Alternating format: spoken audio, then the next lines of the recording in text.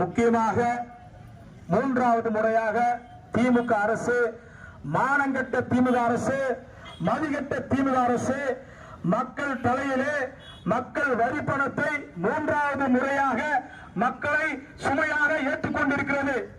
ஏனென்று கேட்டால் இங்கு அனைத்து பொருட்களும் மின்சாரத்தில் தான் இயங்கக்கூடிய பொருட்கள்.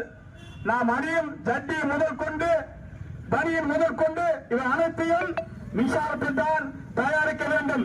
அப்படி மின்சாரத்தை ஏற்றினால் நம் ஆடைகள், நம் வாங்கும் பொருட்கள், காய்கறிகள், உற்பத்தி திறன் கொண்ட அனைத்து பொருட்களும் 3 மடங்கு விலைவாசி ஏறும். ஒன்னுக்கு கை வச்சா போதும் மக்களாக நாம் ரொம்ப பாதிக்கப்படுவோம்.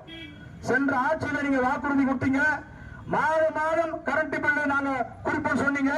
3 ஆண்டு காலம் உங்கள் சாதனை என்ன படைச்சின்னு தெரியல. மக்கள் ஏதோ ஏமாத்தவை மட்டும் தெரியுது.